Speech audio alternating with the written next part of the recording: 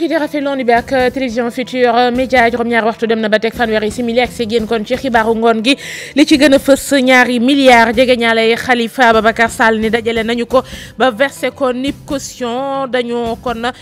xëy janoo ak waaye taskatu xibaar yi ca boobee ponk terewut nag nee nañ amuñu benn yaakaar ci ñu may bayip négandiku meerub Ndakaaru yoon la ñu jàpp ni ci bii dossier dañu ko ci manipuler wan ñàngat ci joxe caution boobu des na ci dikk léegi ci biir xibaar yi. aéroport bi ñu duppee Blaise Diagne suba lay ubbi jamono ju bi yor turuk Léopold Senghor gaa ñi di fa dund seen waxtu yi xëy yu mujj jaar-jaari Blaise waxtu yi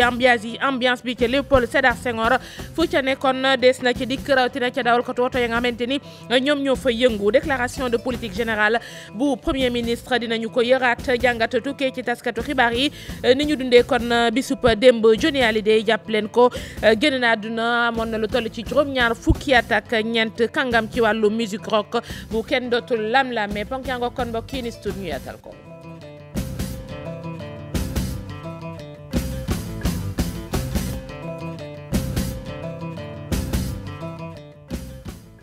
mbokk yi dellu nuyu leen rafetlu ànd bi ak télévision Futurs Médias tàmbale ko ak mobilisation bi kon gaawee Khalifa Sall yi ni mobilisé nañu ko ba dajale ñaari milliards joxe ko nip caution ngir ñaanal bayip négandiku meerub Ndakaaru ñu daal di ci nag jàkkaarloo ak waaye taskatu xibaar yi dikk ca yooyee koppar ak ay alal ci wàllu bâtiment ki taax kon yoo xamante ni jébbal nañu ko yoon ngir jàppale ko seen yi terewul nag ña nga cay séntu bayip négandiku waaye amuñu ci yaakaar ndax gis nañ ne dossier bi leneen def ko rax Habib Faye. ñaari milliards ci suñu koppar mujj nañu ko dajale ñoom ñu bokk ci collectif ngir rek ñu bàyyi meeru Dakar bi réussir nañ seen pari xeex baa ngay wëy objectif bi meeru Dakar bi am bàyyi négandiku. tey jii nag bu ñu ko dajalee loolu yëpp caution bi mu ne dañ ko jox yoon ñu ko tegee ci yoon jox ko yoon. moom moo xam ne la fa jëriñoo pour que mu mën a libérer Khalifa Sall mu mën a gisaat njabootam gisante famille gisante am si jàmmam itam toppatoo li nga xamante ni itam mooy mandat bi ñu ko jox muy mandat maire de Dakar muy mandat député de Dakar ci biir Sénégal. am di jàmm yeeg xarit yeeg sa famille propre kenn ku ci nekk loo am def ko ci xale yi jël nañu ay ticket dugg ci biir terrain bi ñu ànd ak ñoom. ci collecté waaye fu ñu dem lu mu néew nit ki bu dencee 200 francs sax suñ nee maire Khalifa Sall moom la ñu war a fay caution bi dina ko génnee joxe ko. waaye Barthélémy Dias xalaatul gëm benn yoon te it amut yaakaar ne maire Ndakaaru gi dana am bàyyi négandiku gi. tey ci mbiru Khalifa Sall bi yàlla na ci yàlla def ndox bu sedd wante man awma ci yaakaar parce que dëkk bu mel ni tey Sénégal fu mu toll daanaka justice moomatul boppam. Assemblée nationale moomatul boppam fii daal benn waay moo fi nekk mooy buum di buum yi te xam na boppam moo tax je pense que Khalifa Sall bii mooy ñetteel yoon bi nga xam ne ni ñu ngi jalgati ay droit am. ngir mu génn ca kaso googee mu ne di rëbës ay ñoñom mujj nañoo dajale lépp luy bien immobilier ya ñu am ñu natt ko ci ñaari milliards ci suñu koppar waaye jamono ji magistrat instructeur bi ndegam dana mujjee joxe la nga xamante nit moo di ordonnance ngir ñu bàyyi Khalifa Sall. Habib Faye ban jàngat lañu war a mën a am ci joxe caution boobu Omar Seck ancien député moom la mu gis moo di ni mënees nañu ko méngale ak nangu tuuma yi ñu teg ci kawam jamono ju ànd jariñ Sénégal ni ñoom leneen la ñu gis procédure bu avocat yi topp Fatou Bintou Konté Mohamed Dieng. versement caution est-ce que nekkul loo xam ne dina am njeexital ci carrière homme politique bu nu dégloo ki nga xam ne moom ab ancien député la bokk ci URD nee na jàpp na ni loolu nag lu ñaaw la ci homme politique ndax détourné ba pare delluwaat di déposer ab caution nekk na loo xam ne dafa mel ni dañ lay jiiñ yow yaa ko def. boo xasee ba déposer caution mooy nga bëgg ko nga bañ ko mooy nangu nga li ñu lay jiiñ parce que asgor nag bu dul moom na dee rek mais bu na bañ ne du moom mais boo ko xasee nangu bay déposer c'est plus ou moins comme si nangu nga ko et loolu moom waxuma ku dul homme politique sax mais homme politique ci moom la yéese parce que lu bëree bëri xam nga dugg kaso rek wàññi na lu bëree bëri ci doomu aadama assamalaak nag ñu lay jiiñ ñenn yàlla rek nag moo xam est-ce que def na est-ce que deful mais en tout cas boo nangoo cautionné rek faiblesse la genre mea culpa la et ça c'est pas bien pour un homme politique. moo ne de Bassirou Sarr mi nga xam ne moom moo jiite ànd jëriñ Sénégal gisew ko noonu. yaakaar naa ne loolu amul benn impact ci carrière politique am parce que newul ne nangu na ne def na tuuma gi ñu ko teg newul ne dafa joxe loolu pour fay tuuma gi du loolu waaye nag dafa bëgg a moom boppam pour gën a mun a waajal boppam buy dem ca procès ba parce que fi mu ne nii fu mu jaar dem procès. mu jàpp sax ni li nga xam ne moom la avocat Khalifa Sall yi def ci procédure normale bi la bokk. procédure normale la parce que loi moo ko bind donc du lu mu sàkku moom du lu juge bi di sàkku yoon moo ko moo may képp koo xam ne nee nañu laal nga alalu réew mi alal gañ la dénk te nga xam ne moomuloo ko moomeelu réew mi la yoon moo ne. bu ñu demee ba nga war a jublu ci sa atte war ngaa mun joxe genre ndàmpaay du ma ko woowee ndàmpaay sax loo xamee ne wóorandi la voilà maanaam alal joo xam ne da nga koy teg mu nekk alal lu wóorandi ñu ne kon bokk mën nañ laa may nga dem toog sa kër di xaar sa procès loolee nag dina la may yow nga gën a mun a organiser sa défense. ñoom nag politique boobu ñoom bañoon nañu ñu teg ci kaw deru Khalifa ne. joxe na caution rek kon mooy nangu na ne moom moo jël moom moo def liñ koy tuumaal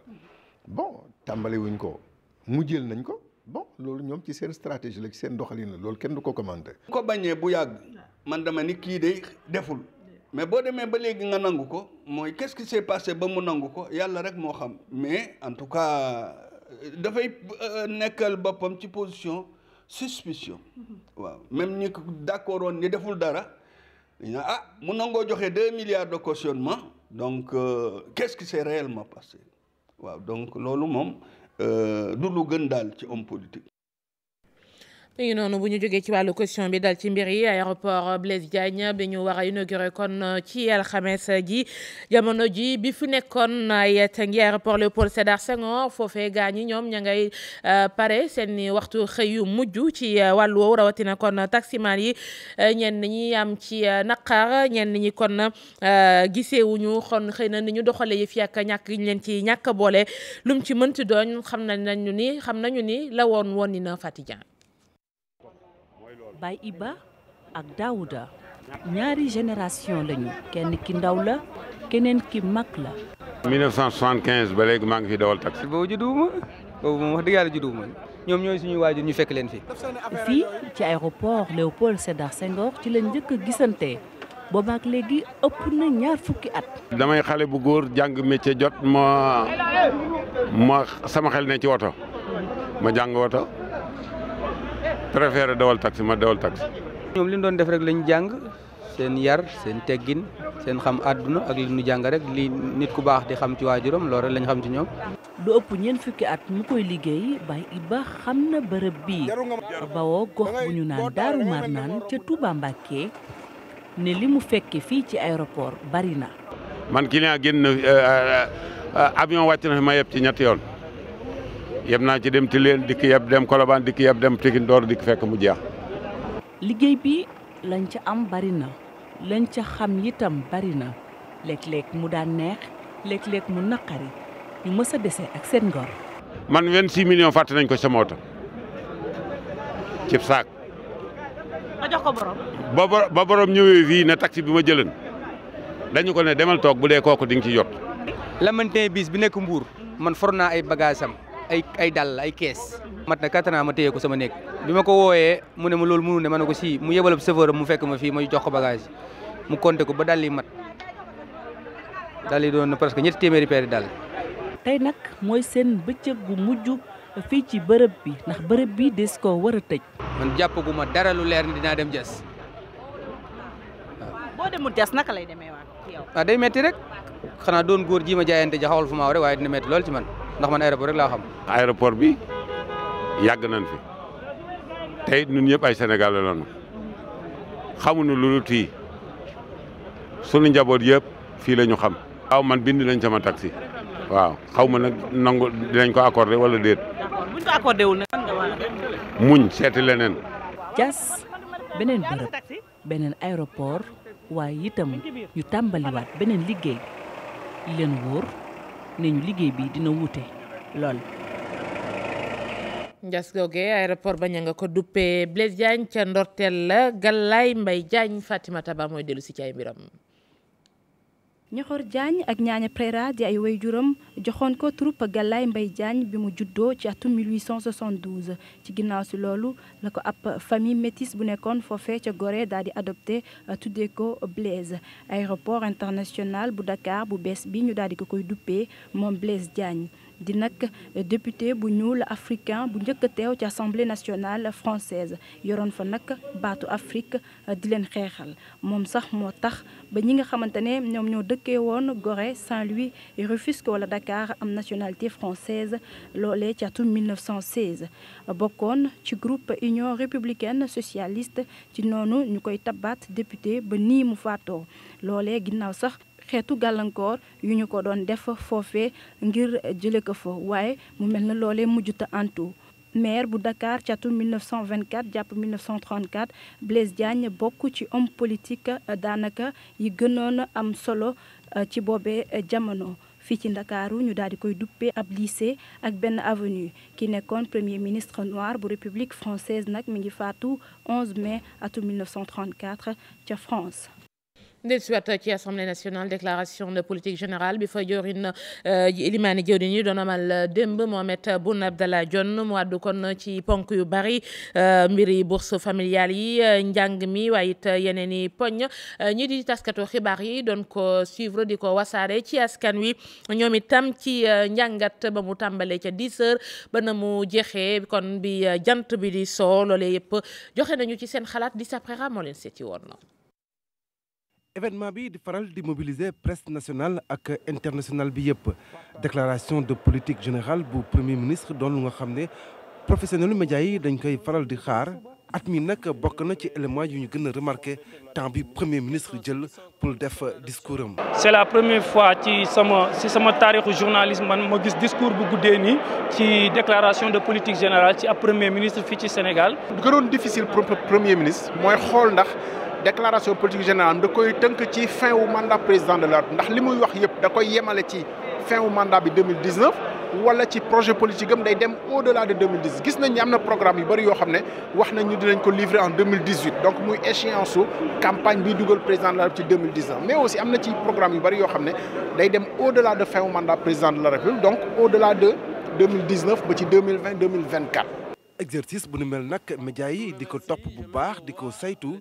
journaliste yi ku ci nekk am loo xalaat. bokk na ci wàllu aspect sécuritaire parce que tamit wax na ci wàllu xeexum cybercriminalité mais également wàllu terrorisme ba moo waxal ne na nguur gi teg na cellule boo xamante ne day xeex lu nu mel mais également wax na ne dañuy wéyal recrutement wu agent de police yi côté sécurité bi lu toll ci junni mais également dinañ tabax yeneen commissariat ak tamit 20 casernes pour renforcer ba tey aspect sécurité bi fii ci Sénégal mu nekk loo xamante également dina baax parce que gis nañ contexte yi nu mu demee jamono ji ci sous-région bi ak. débat bi ñu ci bi gën a fës mooy bourse sociale yi nga xam ne ndimbal la pour sénégalais yi alors xaalis bu bëri lañ ci dugal toll ci fanweeri milliards ñi d'accordul ne mais da ngeen koy def rek pour maintenir nit ñi pour ñuy dépendre ci yéen pour di gën a soxla seen ndimbal ngeen xam nga niñ koy waxee rek ku ëmb sa sànqal ëmb sa sutura ñu ne non parce que dëkk bi moo jafe foog ñu dimbali leen mais c'est vrai que xeetu ndimbal yooyu développé lu réew parce que du xaalis buy jur njariñ mais terewul nag am na yeneen programme yu bari yoo xam ne gouvernement junj na ko yoo xam ne investissement la te njort nañ ni loolu xëy na bu demee terme mais comme au-delà de 2019 la xamuñu ko koy yeggale. ci fàttali bi mooy ñaareelu yoon kii di premier ministre Boun Abdallah Dionne di def déclaration de politique générale ginnaaw bañ ko tabbee premier ministre. exercice bu ni mel nag constitution bi moom moo ko digle. ca ndajama 5e vice-président assemblée nationale moom àdduna fa la mu bëgg ñu xoolaat article 18 code de la nationalité moom Abdoulaye Matar Diop gis ni ponk boobee kon dañu ko war a régler ci wàllu woowu it gaañu joxe nañu ci seen xalaat ñenn ñi gis ni mbiri politique daf caa dugg fàttali ki ne dem Pape Sangone Mbaye. article 18 lu mu wax leer na naa ñi bépp doomu Sénégal boo xam ne mag nga da nga am beneen nationalité bu bokkul ak bu suñu réew dañu war a nangu sa nationalité sénégalais ci saa si il faut corriger ça. coow li jëm ci ñi ñu naan dañoo am ñaari nationalité ma ngay wéy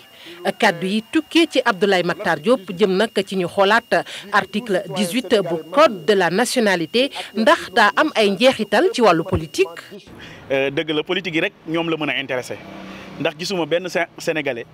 bu loolu mën a yitteel maanaam pour xam ndax moromu sénégalais am na nationalité ba léegi am na loolu yaakaar naa intéressé wul kenn. alors li tax nag mu intéressant te député Abdoulaye Mactar Diop wax ko moom ñëpp xam nañ xarañam ci politique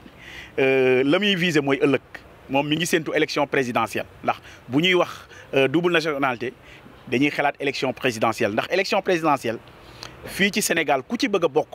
dañu ne waroo am ñaari nationalité maanaam mënoo am nationalité sénégalaise boole koog beneen. bu dee ci anam yi la nag ñu ne war nañu jël ay matuwaay ci ñi nga xamante ne nii dañoo samp seen dënd di laaj réew mi. politiciens yi ak ñi nga xamante ni ñoom la seen xam-xam màcc ci yoon ñoo war a xoolaat bu baax sunu constitution yi ba mën a xam lan mooy permettre nit ki mën a am ñaari nationalité ak lan moo koy tere mu am ñaari nationalité ci li nga xamante ni toll na ci fuñ ko mën a fale ak fu mun a itam jëlee yenn responsabilités yi. mu bari lool nag lu ñu joxañ baaraam suñuy njiitu réew ba ci candidat yi laaj réew mi ne dañoo am ñaari nationalité waaye li ci jafe mooy amul dara lu koy firndeel la. ci élection yi ñi ngi doon wax naan way Massamba ak Mademba am na ñaari nationalité ak ñeneen nationalité waaye loolu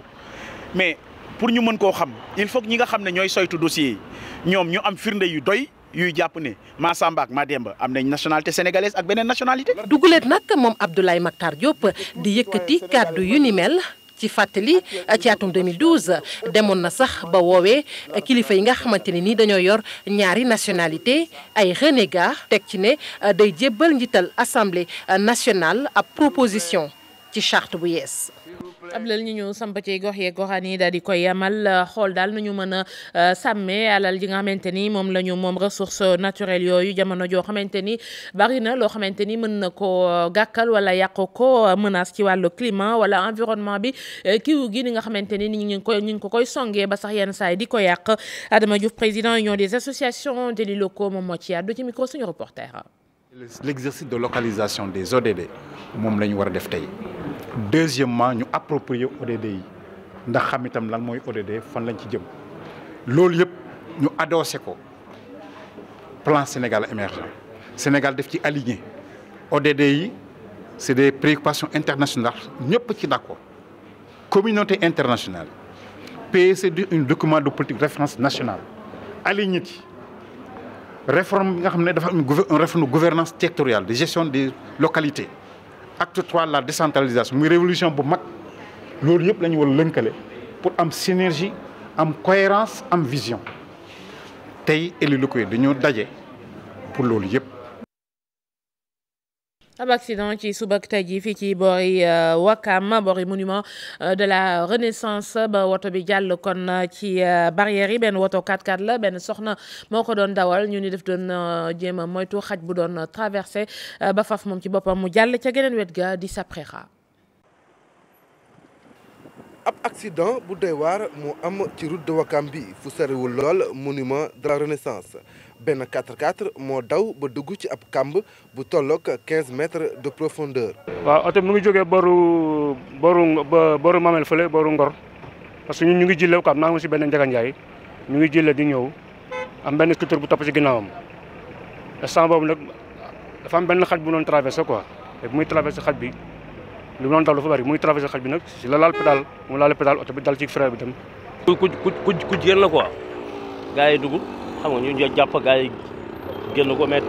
tànk mi mu xaw a gaañu ko. donte xel yi bare na ndaw si doon dawal oto bi mucc na ci jëye ji ci témoignage yi ñu fa jot a am bokk na ci li ko sauvé ceinture de sécurité bi mu takkoon. teewul chauffeur yi ak ñu dëkkee ci zone Wakam boobu di attirer attention borom woto yi rawatina ci tali corniche boobu. les gens sont pour assister la personne donc moi je pense que c'est une leçon pour tous les usagers de la route quoi. gars yi yor oto daw fii comme ñun fii lañ dëgg en général yii dafay am quoi bu ñu tolloo fii nañu teg seet nangu quoi parce que côté bii nii ba fële en général ay accident dafay bëri dafa am quoi. violence su choc bi ñu mën koo gis ci barrières yi ni ñu noree donte chauffeur bi dara jotu ko accident bi moom créé na ab embouteillage bu metti ci suba si. leneen ci wàllu xibaar baatam fu ne jib na ko ci àdduna raaya gu ne ci wàllu musique teg na ko kon ci loxoom tey jii dëddu na kon lépp Johnny Hallyday génn àdduna amoon na lu toll ci juróom-ñaar fukki at ak ñeent jàngoroy cancer la ñu ni moo ko yóbbu Ibou Diouf. Johnny Hallyday di woykat bu mag bu kenn dootul présenté doomu France bi lay wuy ji boroom gannaaw bu mu amee juróom-ñaari fukki at ak ñeent loole nag ñu ne ab cancer daal moo ko faat ki xamle bi la tiis di soxnaam Laetitia gannaaw communiqué bu mu jébbal waa AFP di fàttali ko rek fan yi weesu nag kii di Johnny Hallyday dafa amoon ay jafe-jafe rek loolu taxoon sax ñu hospitalisé ko ay yoon yu bëri ki fi nekkoon royukaay ñëpp ñiy safu musique ci at yee weesu tamit placé woon nañ ko rek li ñu duppee coma artificiel ca Los Angeles loole ci atum 2009 mu jële woon ci boobule opération ay rëx-rëx ba sax waraloon kàddu yi mu yëkkati woon rek ne tuuti mu dem wuy ji borom. Johnny Hallyday musicien doomu France bi doon dundal wàllu musique rawatina lii di rock mu doon xool nag ci ni ko américain yi daan ko defee wala sax yeneen britannique yi ci carrière am ñuy xamle ne kii di Johnny Hallyday amal na lu toll ci téeméeri million ak fukki disque enregistré na tamit lu ëpp ñeent fukki album ak lu toll ci junniy wey loolu nag li ci bëri mu ko doon roy ci américain yi ak ñi nga xamante ne tamit ay anglais lañu woon ku ne Johnny Hallyday sa xel dem ci wàllu rock